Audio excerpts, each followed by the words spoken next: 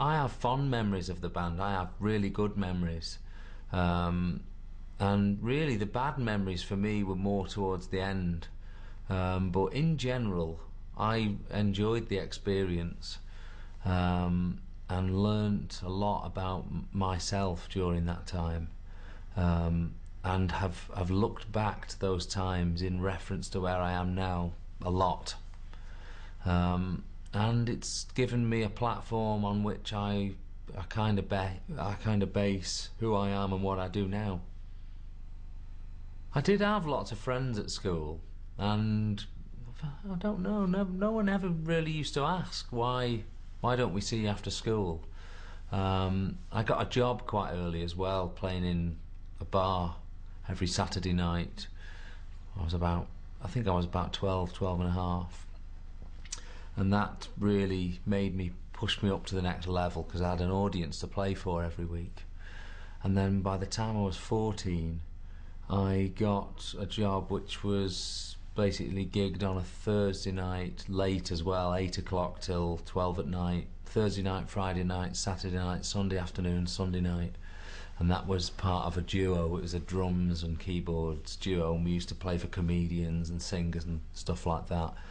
I was really fluent at sight reading and was on the way to be I was a really, really good keyboard player at that time.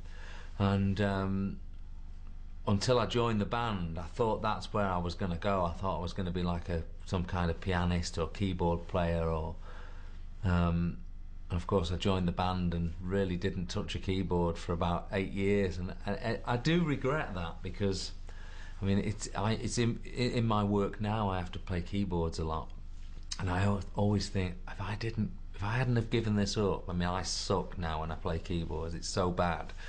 And I was really good when I was in my teens. And it's something I kind of lost throughout the band years. In order of singles, Do What You Like got us our record deal, I think. Not just the song on its own, because as a song it's not brilliant, but it got us noticed. It got labels to look and go, take that? Is it something we could do? Would we invest in this? And we were torn between two labels. I think it was Mercury and RCA. And RCA really wanted to do it. They wanted around at that time, that 91, 92, there were no bands with images. It was all faceless dance music. It was, Smash Hits magazine were desperate to put somebody on the front that looked good, that could sell them magazines again to teenage girls. I mean, people were crying out for Take That, a band with an image. And that got us our deal. And soon after that, we kind of rush released. I mean, I think we got our deal in October, and by December we were putting out another single. That was called Promises, and it just made it into the top 40. We went in at 38 and then dropped out a week later. And we thought, is this ever going to happen? And then we went back into recording, and I wrote another track called Once You've Tasted Love. And again, big release, big video, plenty of TV shows, plenty of magazines, and that failed as well to get into the top 40. Now, nowadays, if you have one miss, you're dropped. If you have two misses, you're definitely dropped. To have 3 misses would be unheard of. But our label believed in us. Nigel was letting me develop, but at the same time he was pressing heavily on me to get current, listen to the radio, write with people, just immerse myself in popular music. I was writing dated records that sounded like 80s records. My lyrics needed work. He was encouraging me to really put some time into this, and it was a pressure. And kind of in a way I felt defeated that we had to release a cover version, but it did what it did for us. It got us in the charts, which is what we needed. And I thought if we could just have one hit, one or two hits, then I feel we could be, the original material could be discovered. And it eventually was, because we had a top 10 with Only Takes a Minute, we had a top 20 with I Found Heaven, and then the next single was A Million Love Songs, and of course it was my lead vocal, it was my song. I really felt like I had high hopes for this record, and we had a huge hit with that.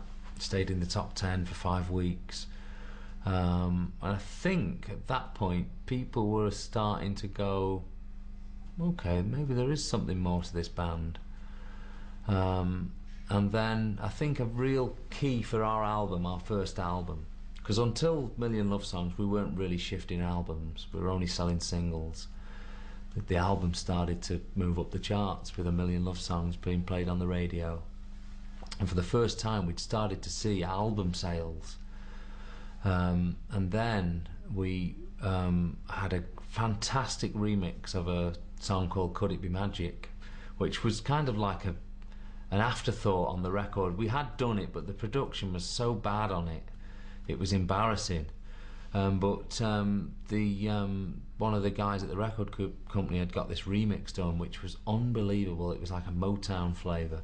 And we all heard it in the van one day, and it was just like, this is unbelievable. And we brought it out sort of, light release halfway through December, and I think we stayed at number 3 throughout January, right over Christmas and throughout January, and that was really a big hit for us. And the album went through the roof. We did double, triple platinum over Christmas on the album, and all of a sudden we're an album selling act. What everyone said, pop music, it's gone, it's had it. It was back. It was at that point everyone was starting to retune themselves back into the fact that pop music was making its comeback.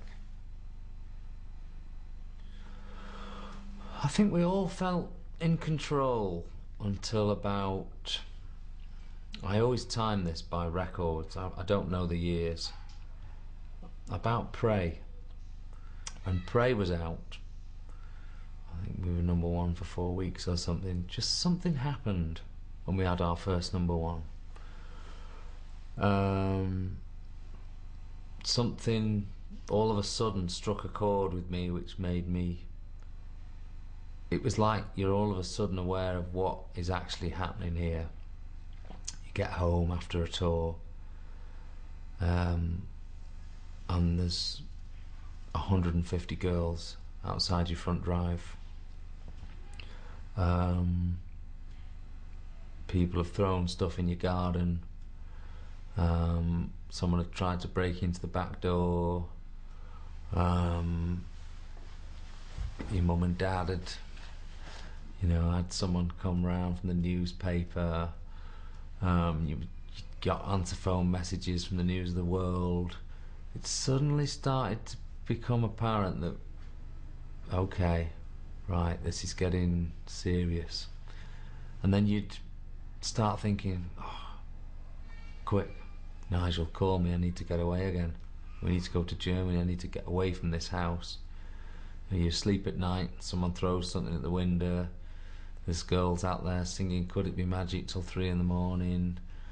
You start thinking, oh, this is tiring, this is tiring. Go to get some shopping in, you're signing autographs at the checkout. There's a photographer coming outside, can have a picture of you with an Asda bag next to you. Started thinking, this is good, but this is a bit irritating now. So you get back together again, and it's all good, because it's all laughs and jokes and games. It's all good, and then you start telling each other your little stories, things that happen. You won't believe what this woman said to me, and this guy was so rude to me. I went into this bar and someone wanted to fight me, and you start to tell each other, and it makes it a little bit better, because you think, oh, everyone else is going through it, but man, what are we doing here? This is getting serious. And of course, when you're in a band like this, that all the fame comes and the hit records, and it's a year, 2 years later till the money comes with it.